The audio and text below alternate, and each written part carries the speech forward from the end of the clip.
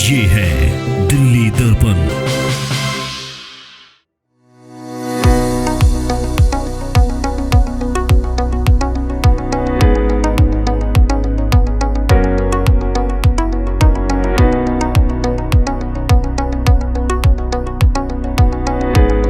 और इस बात का भी ध्यान रखना चाहिए कि भविष्य में ये सरकार कोई ऐसा काम ना करे जो जनता के हित में ना हो और जनता की आवाज के साथ ना मिलता हो।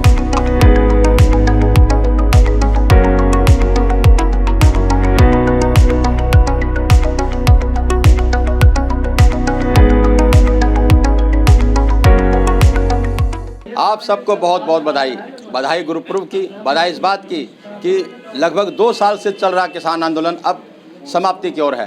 प्रधानमंत्री ने तीनों मांगें मान ली हैं और आज हम खड़े हैं हरिशंकर गुप्ता जी का, इनका जन्मदिन है।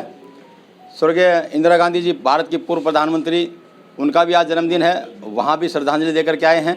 आज हम यहाँ पहुँचे हैं, तो सबसे पहले तो आपको बहुत बहुत बधाई सर। बहुत बहुत धन्यवाद स्वामी जी।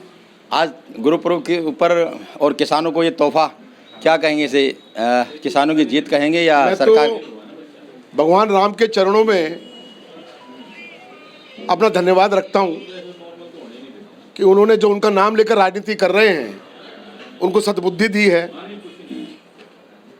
लेकिन अगर यही निर्णय 2 साल पहले आ जाता और ये बात समझकर आ जाता कि देश के अंदर प्रजातंत्र है और प्रजातंत्र में जब बहुतायत जनता किसी बात को कहती है तो उसको मानना चाहिए, यही हमारी चुनी हुई सरकार का फर्ज रहता है।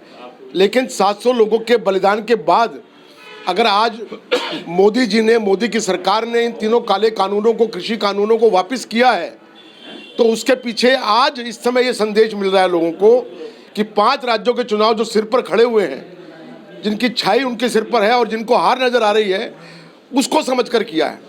अगर यही काम पहले किया होता तो लोग धन्यवाद भी करते, मोदी जी के प्रति कृतज्ञता प्रकट करते। लेकिन आज जो हुआ वो हुआ, उन्होंने कृषि कानून वापस किए हैं।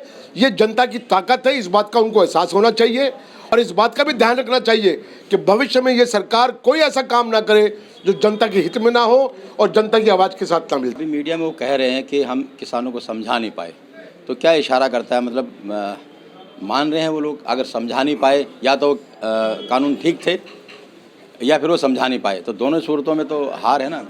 देखिए, मैं तो इतना कहूँगा कि खिसियानी बिल्ली खंबा नोचने वाला काम इस समय मोदी जी ना करें और तीनों काले कानून वापस करें जो उन्होंने किए हैं। उसके बारे में कहें कि मैंने तीनों काले कानून वापस किए हैं और जो भी लोग शहीद हुए हैं मैं उनसे माफ़ी मांगता हूँ, इस देश से माफ़ी मांगता हूँ, अन्नदाताओं से माफ़ी मांगता हूँ। भाई इतनी सी बात कहनी है उनको।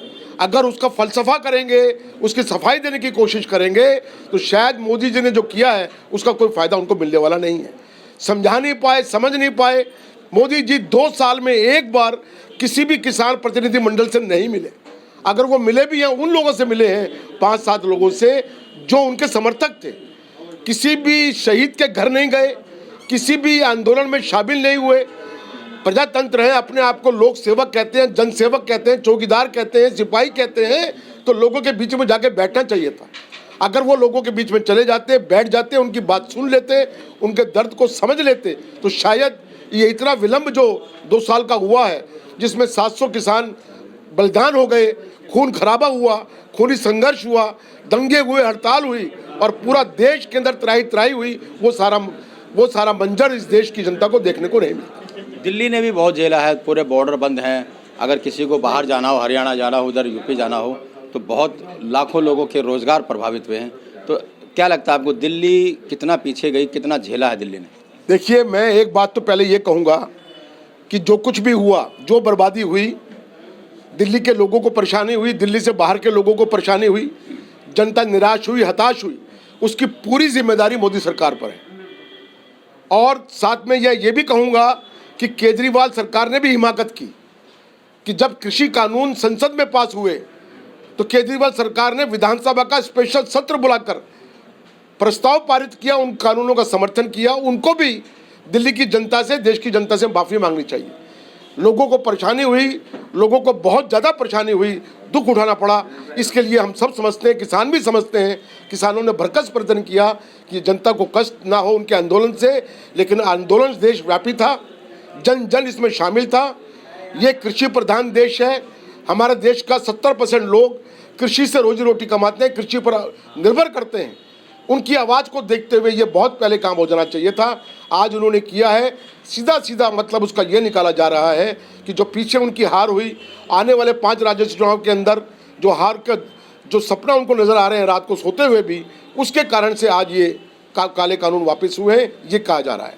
पंजाब मुख्य रूप से फोकस में है। कैप्टन साहब वहाँ पर अब बीजेपी के साथ उनके अलायंस हैं, इस तरह की अटकलें लगाई जा रही हैं और आज उन्होंने कह भी दिया है कि वो प्रधानमंत्री से और अमित शाह से आकर के मिलेंगे।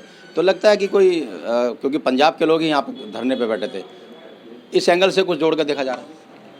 देखिए, कालिक की कोठरी बन चुकी है मोदी सरकार। उसके अंदर जो भी जाएगा, किसी भी रूप में जाएगा, काला होके आएगा। कैप्टन साहब 80 साल की उम्र में इस बात की गलती कर रहे हैं। बीजेपी के समर्थन का सवाल नहीं पैदा होता। इस सरकार के हाथों 700 किसानों का बलिदान हुआ है, उस बात को भूलेंगे नहीं। ये लड़ाकू कौम है, वीर कौम है, जिन्होंने देश के लिए हंसते हंसते अपने सिर कटवा दिए, बच्चों के बलिदान किए हैं। तो इस बात की गलतफहमी कैप्टन में निकाल दें, चाहे वो मोदी से मिले या अमित शाह से मिले। हारे हुए जुआरियों से मिलने की क्या जरूरत है उनको? अगर अपनी पार्टी बनानी तो पार्टी बनानी, अपने दमखम पर लड़े। बीजेपी का साथ लेना देना, उससे क्या लेना देना अमरिंदर सिंह जी को है। कांग्रेस में तो पूरा मान सम्मान था। कांग्रेस में जो अंदर खाते चल रहा है, लोगों को निराश है। हम हालांकि कांग्रेस के कई बड़े बड़े नेता बीजेपी में गए, निराश होकर के वापस आए और अभी भी अटकलें लगाई जा रही हैं कि कुछ लोग झाड़ू भी थाम सकते हैं। कांग्रेस पंजाब के अंदर मुख्यमंत्री चन्नी के नियंत्रण में पूरी तरीके से सजग है और पूरी तरीके से जैसे पहले मजबूत थी उससे ज़्यादा मजबूत होकर निकली है। कांग्रेस में कोई कलह नहीं है। पूरी हाईकमान इस बात को गौर से देख रही है और मैं यह कहना चाहूँगा इस बात के लिए कि पंजाब के अंदर अमरिंदर सिंह का हटना तय था। इसलिए तय था कि अधिकतर विधायक 79 विधायकों ने 80 में से उस कागज पर साइन किए हैं जिसके ऊपर यह लिखा गया था कैप्टन अमरिंदर सिंह को मुख्यमंत्री नहीं रहना चाहिए। इससे बड़ी बात क्या हो सकती है? दिल्ली में भी ठीक नहीं चल रहा है कुछ भी। बहुत सारे लोग बड़ी तादाद में बीजेपी में गए। अब जैसे मैंने बताया कि अब झाड़ू की तरफ जाने की सोच रहे हैं। अभी जो जिला अध्यक्ष बदले हैं, काफ़ी हो हंगामा हुआ रोहिणी के अंदर कि चयन प्रक्रिया ठीक नहीं थी, राय नहीं ली गई, नाराजगी है कुछ कार्यकर्ताओं। देखिए, संगठन के अंदर परिवर्तन जमानुसार होता है, लेकिन परिवर्तन के साथ साथ जिन लोगों को हटाया जाता है उन लोगों को सम्मान भी मिलना चाहिए और वो सम्मान मिलेगा, जल्दी ही मिलेगा। उनको उनकी पदोन्नति होगी, उनको बड़ी जिम्मेदारियां मिलेंगी। इस पार्टी के अंदर हम पॉलिटिकल ट्रेन वर्कर्स जो हैं, जिन लोगों के पास में अनुभव है, काम करने की क्षमता है, बल है, उनको कभी खाली नहीं रखती पार्टी। कहीं ना कहीं जिम्मेदारी देगी। जिन लोगों को हटाया गया है उनको पूरी भरपूर जिम्मेदारी मिलेगी। अभी चुनाव भी आने वाले हैं तो बहुत जल्दी ठीक करना पड़ेगा ये सब चीज़ें। बिल्कुल ठीक होगा। ये बिल्कुल हाईकमान के संज्ञान में ये चीज़ें हैं। हाईकमान इस बात को अच्छी तरह से समझ रही है। उन लोगों को पदोन्नति मिलेगी, बड़ी जिम्मेदारी मिलेगी और वो पूरी तरीके से काम करेंगे। आपका जन्मदिन है, इंदिरा जी का भी, क्या कांग्रेस की तरफ से कहना चाहेंगे आप उन वर्करों को जो ऐसा सोच रहे हैं कि कहीं दूसरी जगह तलाश कर रहे हैं? देखिए स्वामी जी, हम तो छोटे से कार्यकर्ता हैं। इंदिरा जी हमारी सभी दुर्गा माँ हमारे लिए हमारी दुर्गा के समान है। इन्होंने देश को दिशा दी और चलाया देश को है। मैं तो सिर्फ यही कहना चाहूँगा कि कांग्रेस के जितने भी आज सिपाही हैं वो सब नीम का पत्थर हैं। इमारत में कहीं कमजोरी या कहीं टूट फूट होती है तो उसको मजबूत करने के लिए 24 घंटा बिल्कुल तत्पर हैं हम लोग और उसी ताकत और निष्ठा के साथ में लगे हुए हैं।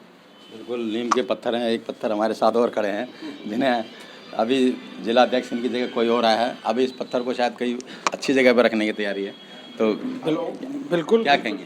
नहीं, ठीक है, पार्टी की प्रक्रिया है और एक सिस्टम है पार्टी का, जिसके तहत ये बदलाव होता है। तो बहरहाल ये थे, आज खुशी का माहौल है। किसान आंदोलन लगभग समाप्ति की राह है, ऐसा उम्मीद की जा रही है।